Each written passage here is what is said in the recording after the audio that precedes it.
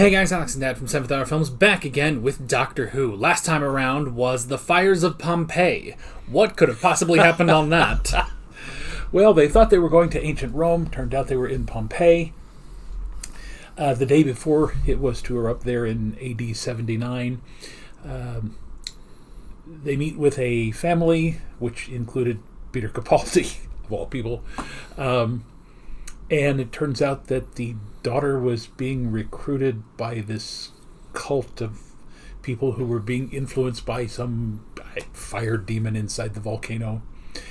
And the idea was that the volcano was not going to erupt because the demons were using the fire and they were going to take over the world. I mean, essentially, Vesuvius was not a volcano. No. It was just a mountain where these, the pyroviles were. And the big thing was that the Doctor could destroy the pyroviles before they took over the Earth, but by doing so, it would erupt, it would explode within Vesuvius and destroy Pompeii. Yeah. And, of course, that goes back to the genesis of the Daleks, where the Doctor decided he did not have the right to stop the Daleks from coming into being, even though that would have saved, millions, if not billions of lives. In this case, however, it was a sacrifice of, 20,000 people or so there in Vesuvius to literally end up saving Earth's entire future.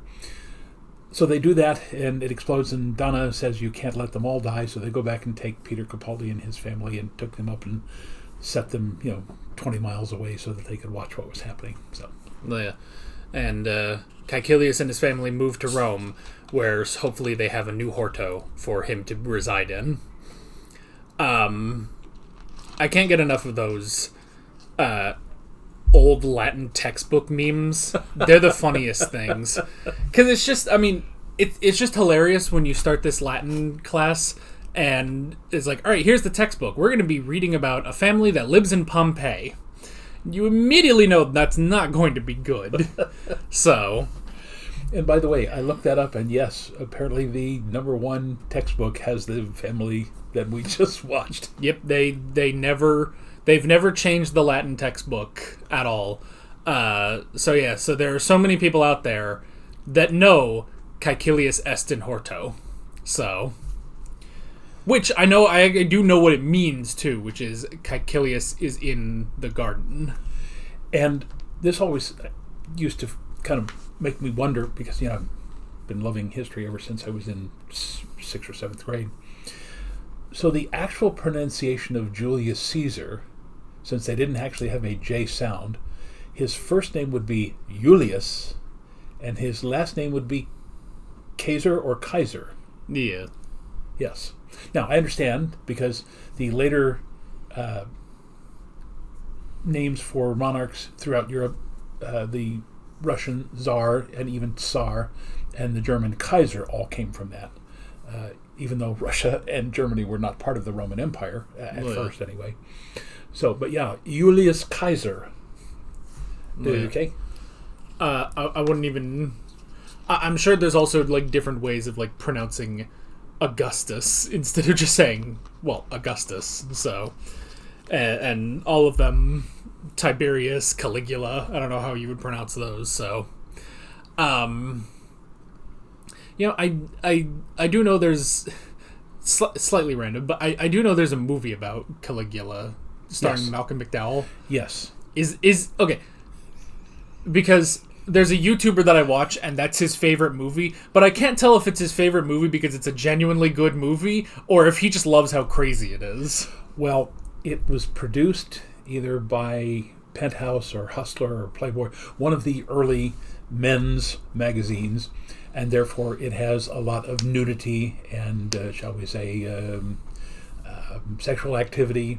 So it was one of the first, I would say it was a major film that actually included a lot of the debauchery of the Roman Empire, and so...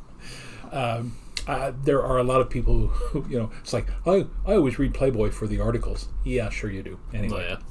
So, that, by the way, leads me to another thing, and I'll try to be as brief as possible, because we don't want another 15-minute rant here.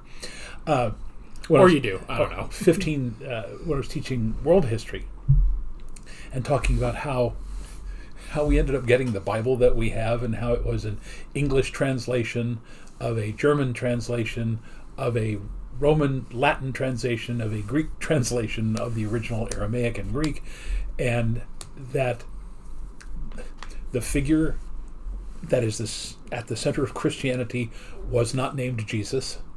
That is literally the corruption of that name. His name actually would have been Yeshua, which is closer to Joshua than it is to Jesus. And the name Jehovah apparently does not appear anywhere really in the Bible. And again, this may be a corruption of the corruptions, but when the translators were translating the Bible into English for the King James version, they took the Jewish YHWH, which was basically translated as Yahweh, and apparently the king was not enamored of having to call God Yahweh, and so he asked his English scholars how that would be pronounced in English, since we now had a J sound instead of the Y, and it came out like Yahweh. He went, no, we can't do. So anyway, after going through multiple translations, that's how they settled on Jehovah, because that still enlists basically the YHWH, he whose name shall not be spoken, Yahweh name, and then basically translated that into Jehovah, and that's why it appears in the English Bible. I don't know if it don't actually appears in the Bible, but I know it appears in many of the texts after that. So that's how. So it's basically just the world's longest game of telephone. Yes. 2,000 years worth of a game of telephone to get to the book that we have. Yes. So if you had known Jesus in Nazareth when he was still a young man, if I recall correctly, his name would have been like Yeshua ben Yosef or Yusef, because he would have been Jesus, son of Joseph. So, for what that's worth. I mean, I've seen like a meme where someone's like, it's like, all right, here's my big critique, and it's like, and they're like, okay, this is a big critique. What's he gonna say? It's like, how do you have guys named Matthew, Mark, Luke, and John in the desert? And it's just like, I mean, okay, yeah, obviously it's that game of telephone that happened probably. Yeah. So, well, Mark, you could probably at least get from Marcus. Okay. So, and Peter was originally Simon, because he's known as Simon Peter, and Peter comes from Petra, which literally is the Latin word for rock. So his friends probably called him Rocky. The guy who was supposed to become the first pope, Pope Rocky the First. It's like, yo, Adrian. That does lead just down the long rabbit hole of popes. Yes, and their various names. I hope the next one has another original name. That was kind of nice. Not that I'm a Catholic or anything, but it was just kind of nice. Like, oh, this one doesn't have a gigantic number after his name. Considering that a huge number of the current cardinals were appointed within the last 13 years by Pope Francis, it is likely they're going to choose somebody very similar to him, and that it seems likely he will become Francis II. Now, he may take some other name, but I'd be willing to bet that it would be Francis II. I would understand that. The only thing is, I feel like you can't do that nowadays because of social media and everything. Because everyone's like, we already had Pope Francis. Why do we need another Pope Francis? Like, none of the people on Twitter are going to be like, oh, you're not the actual. Like, we had a Pope Francis. Pick a different name. Then, 50 years from now, sure, you could do that's a nice callback or something. But doing it right after, I don't know. And that only applies to today. Like, this is not a thing that could have happened in the past 2,000 years. In the, I want to say the 80s, when the previous pope died, the man who was elected, very charming, wonderful, quiet man, decided he wanted to take the names of the two popes who had preceded him because they had influenced his life. And that was Pope John, and Pope John like the 23rd, and Pope Paul the 6th or something like that. So he chose the name John Paul. A month after he was made pope, he died. And the church said, we got to stop electing these old men, and so they took a relatively young man, and literally the first non-Italian in about 600 years, and he said, I want to continue the very brief work of Pope John Paul, and so that's why he called himself John Paul II. So there is precedent within the last 50 years. Yeah. But yes, going back before that, the Benedict, who followed John Paul II, he was like Benedict the 16th or something like that. So yes, there's a huge number of popes named John and Benedict and Paul, and so I mean the names just keep recycling over and over again. Yeah, but it's just a thing of like, especially nowadays, I feel like, and I mean, not that it matters. I mean, I don't think the Pope looks at Twitter or computers at all. So, but it's a thing of like, with all the hashtag not my something in the past 10 or so years, even down to stupid stuff, like hashtag not my Superman. They do the dumbest stuff. I could definitely see a hashtag not my Pope Francis in the coming days. I don't know. I don't know. Is it possible that by the time this video goes out, they will have already elected someone, or does that take forever? Yes, this is May 3rd when we are recording this. The conclave is supposed to start either the 6th or the 7th. They're supposed to try to get it elected within 2 weeks. So yes, it's entirely possible that by the time this airs, that they will have a new pope. This entire discussion will be outdated, and you will just be frustrated that we're not watching Doctor Who right now. Yes. So your idea about the Pope, looking on Facebook or see him looking and going, what is this dank meme? Oh yeah, yeah. We just need to have we need to have a photo op of the next Pope and the Rizzler. That'll get all the Gen Alpha to be Catholics. I don't know. Probably not. I don't know. How do you incorporate Skibbity Toilet into a sermon? I don't want to know. But the funny thing is there's a YouTuber there was something like 10 years ago where a bunch of YouTubers met Pope Francis, and one of those YouTubers gave him like the code for a video game, knowing that obviously he would never play it. He doesn't even have a computer, but he gave him this, and the thing was, it was like the most meme game he could have given the Pope, and so everyone was just like, why did you do this? Why did you give him this video game? But and there was another point where same YouTuber talking to the Pope where I think one of the things is because he didn't speak Italian, so he had a little thing in his ear to translate, and the Pope had made some joke, but while it was being translated and given to him so he could laugh, Pope Francis immediately changed the subject to like dying orphans. And so as he started talking about that, the joke finished and the guy laughed and he said, the look that Pope Francis gave me was the saddest look. And it's just, so it was a very awkward meeting between the two of them. Of course, I feel like he should have known that would happen, or that was all part of the joke that Pope Francis wanted to make. So, I want to mess with this guy. I don't know. I could see it. So, well, what's up today? Well, we didn't mean to go down that rabbit hole, but us, we go down rabbit holes. Yeah. Today's episode we're still not to the spoiler title. Today's episode is one where technically it's spoiled in the title, but then it's shown 5 seconds into the episode. So I don't know. I don't know. Should we just get going and see? Let's do it. Yeah. So let's get moving.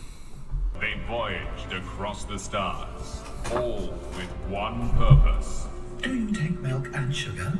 to serve. Oh, that's good. That's excellent. They're much better than the Like it, last sir. time we saw them. Buy one now. I said military figures. That's the domestic file. Get me the military. The file is irrelevant, sir. Oh no. Oh, and why is that? Oh no, not again. Nice day. This is... I mean, it's... I don't know, it's all sort of... I don't know what the word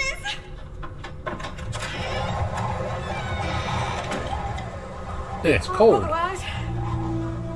Crazy. Slow. Proper snow at last. It's not just That's more like it. like lovely, machines burning in the atmosphere. Look at Donna Nobles, citizen of the Earth, standing on a different planet. How about that, Donna? Eh. Rocket! Blimey, a real proper rocket! Now that's what I call a spaceship. You've got a box, he's got a Ferrari! I'm sorry, but according to your own rules, sir, there's no alcohol allowed on base. It's hair tonic, if you must know. Not working, is it? 5 years ago, I had a full head of hair. Stress. That's what this is, stress. Eh. At a point, you do have to shave it off, but it's hard to do. You are harmless and completely benign, except the last time I met them, there was this force, like a stronger mind, powerful enough to take them over. What sort of force? Long story. Long walk? It was the devil. If you're gonna take the mickey, I'll just put my hood back up. Must be something different this time, though. Something closer to home. Aha! Civilization. Alpine Chalet. Welcome to the Ood Sphere. Mr. Cass, what the hell's going on? Food on the loose, sir. Looks like we've got another one. Red Eye. That's Red as sin, sir. But don't worry, Mr. Alpin. We're on it. Sir! All right, lads. Go! Get him! 5 rounds rapid. See, the I'm perfectly well, thank you. or perhaps after a stressful day, a little something for the gentleman. And how are you, Ood? All the better for seeing you. And the comedy classic option, Ood, you dropped something. All that for only 5 additional credits. The details are in your brochures. Now there's plenty more food and drink, so don't hold back. Man, I gotta pay for Homer Simpson. Close to the planet's sense sphere. Why not? Are we going to see the Sensorites? No, Yeah, 41, but 26. Back home, papers and the telly, they keep saying we haven't got long to live. Global warming, flooding, all the bees disappearing. Yeah. The thing about the bees is odd. But look at us. what's going on with the bees? Everywhere. Is that good or bad? They're dying off. Like it's They die off, all the plant life will die off. This is the plot of the Bee Movie. They tried to warn us. Servants. They're slaves. Get up! March! Last time I met you, I never thought. Never asked. That's not like you. I was busy. The devil. I couldn't say. The circle must be broken. It's creepy. Eh. What is it? What is the circle?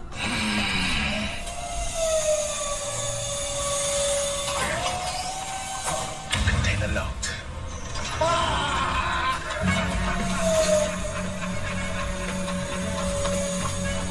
The claw. They clearly just got this character out of some cheesy 80s movie. Take it away. Sure. I can't bear it.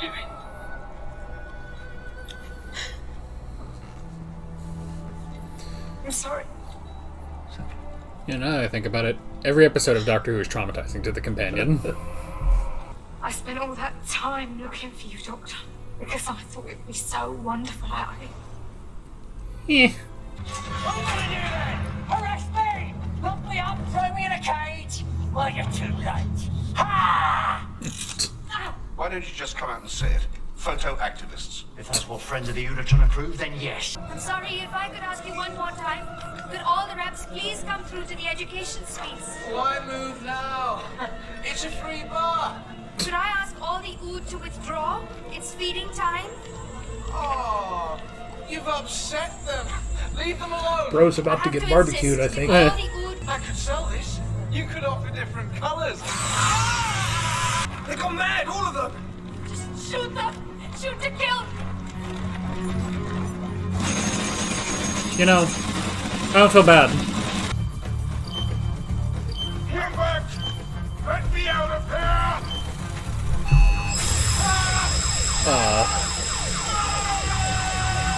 All that gas just for him.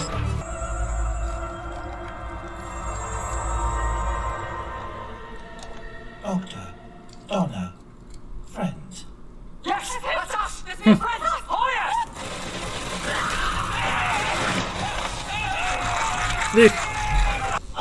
the barrier to its minimum. Friends of the Ood, sir. It's taken me 10 years to infiltrate the company.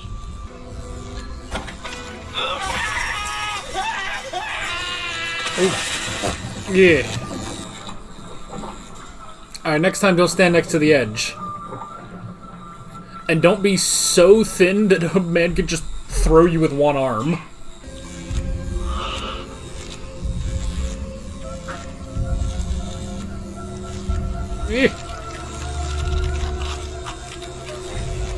Ugh. Oh, I'm gonna throw up. Ugh. They turned him into an Ood. Yep. He's an Ood. I noticed. Ugh.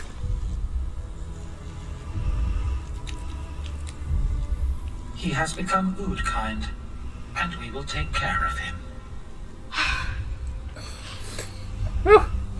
It's weird Dido. being with you. I can't tell what's right and what's wrong anymore. It's better that way. Yeah. And what of you now? Will you stay? There is room in the song for you. Oh, I've sort of got a song of my own, thanks. I think your song must end soon. Meaning? Every song must end. Yeah.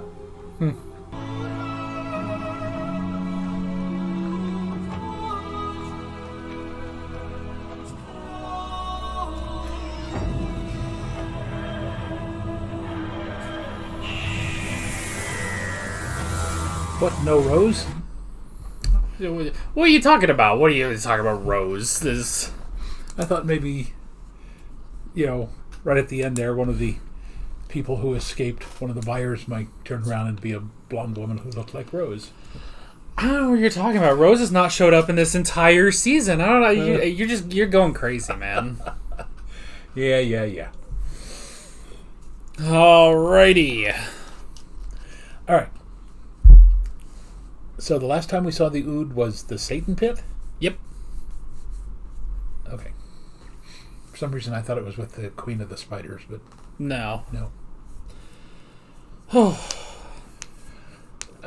I mean, pretty standard kind of story. I did, it's not that to say I didn't like it. It's again, it's very good. It has a great message, and that's not a whole lot I can say about it. Yeah, it's one of those things where I think everyone thinks back fondly on season 4, and then you get to this episode, it's like, oh yeah, and this was there too. It's honestly kind of a forgettable episode. Yeah, it's not as bad as the, mad scientists, like in Inferno and all those others where they were determined to do. You got a corporate businessman just doing his job. It's not like he really thinks he's doing any kind of great social experiment. He's just he's a businessman. He wants to make money. Resonates a little bit more nowadays in 2025 with what's happening with all the tech bros. But again, great message. I have no complaints about it. It's just not at the level of what we watched last week or the week before and that sort of thing. Yeah, it's very standard, and even in its message, it doesn't go that far with it. It's like it's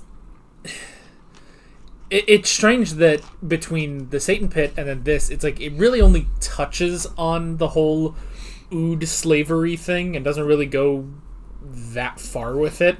And it's like you could have gone further with it, and like there's a little bit even with it's like, well, I don't have slaves, and the doctor's like, well, who made your clothes? It's just like, okay, are we going anywhere with? Are you going to say more about that, or no?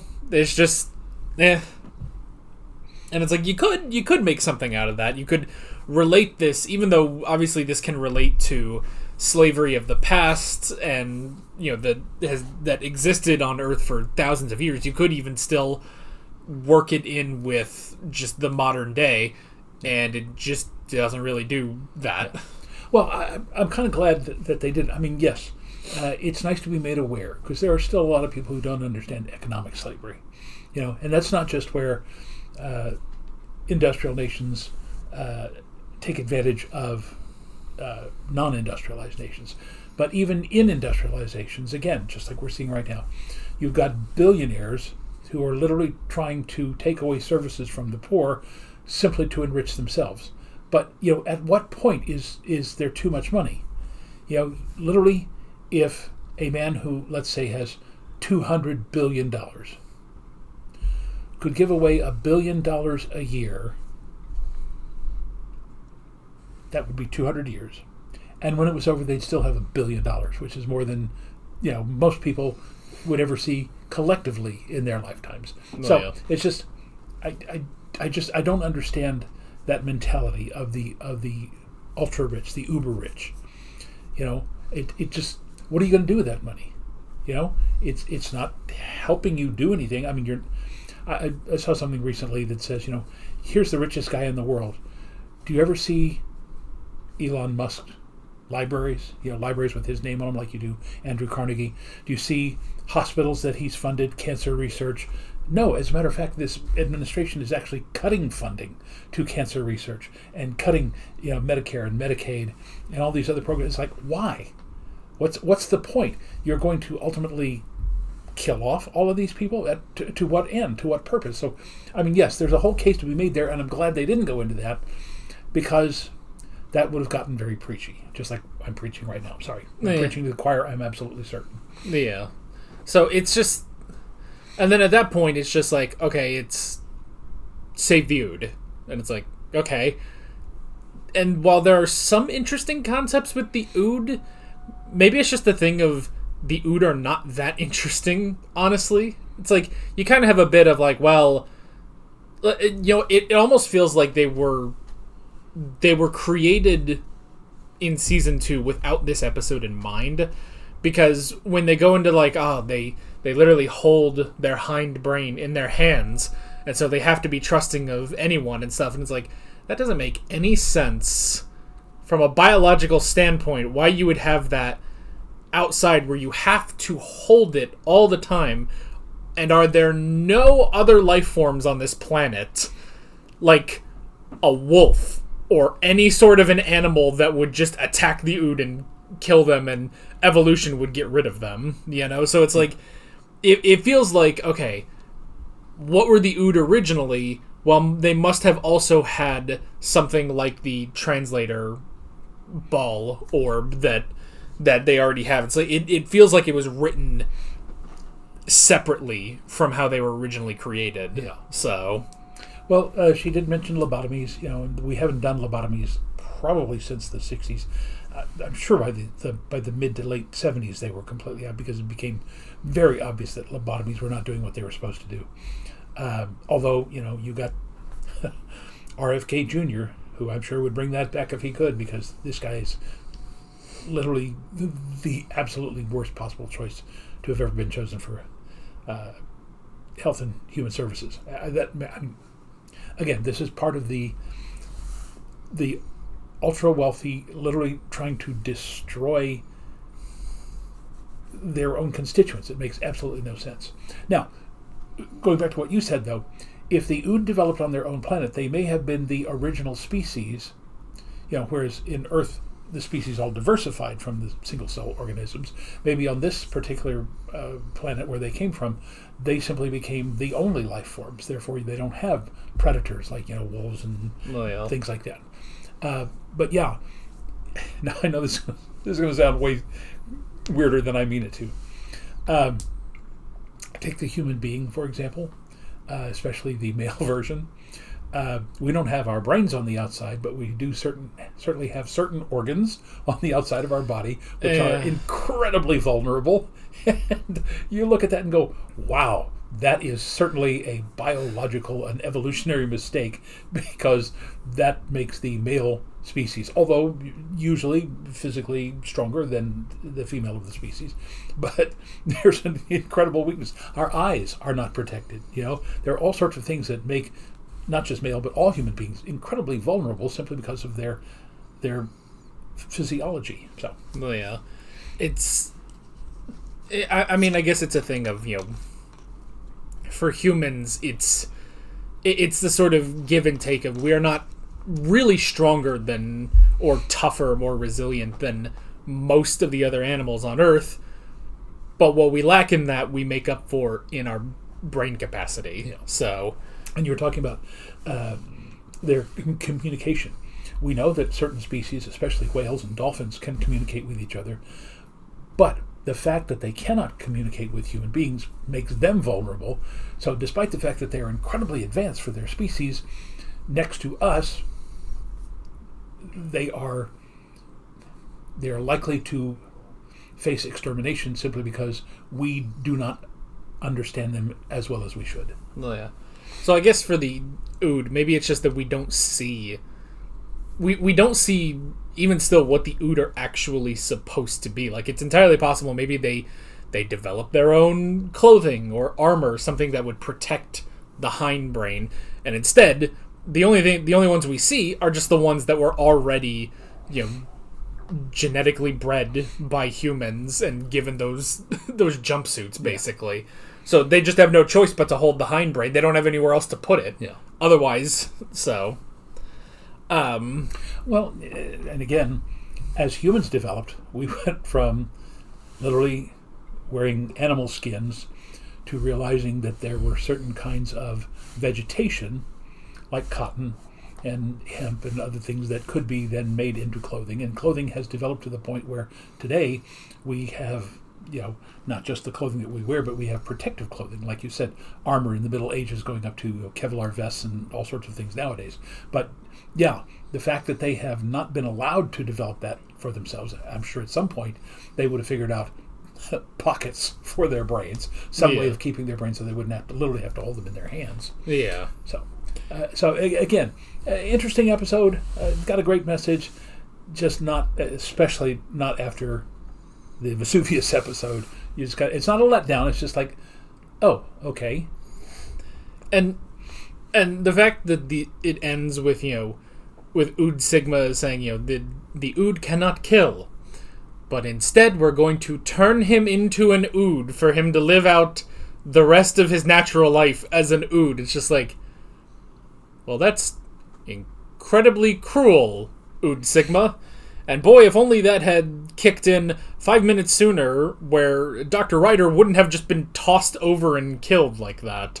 So, which, that's still, watching that, it's just like, how do you, with one arm, lift a full-grown man and toss him over the railing like that? Like, that seemed like a little much. And since he was an Ood activist, he was a friend of the Ood, you would think that the giant brain could have figured out some way of preventing him from being absorbed. Yeah. So, again, it's a good episode. It's got its flaws, but it's just one of those, like, okay, what's next?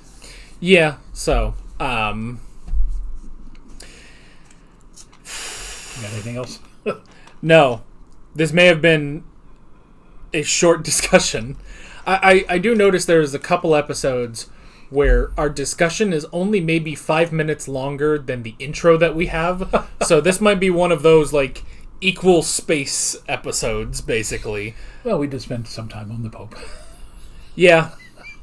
Yeah, we probably got more out of talking about the Pope than the Ood. Sorry to the Ood. Did the Ood ever come back? Pope Sigma. Yeah.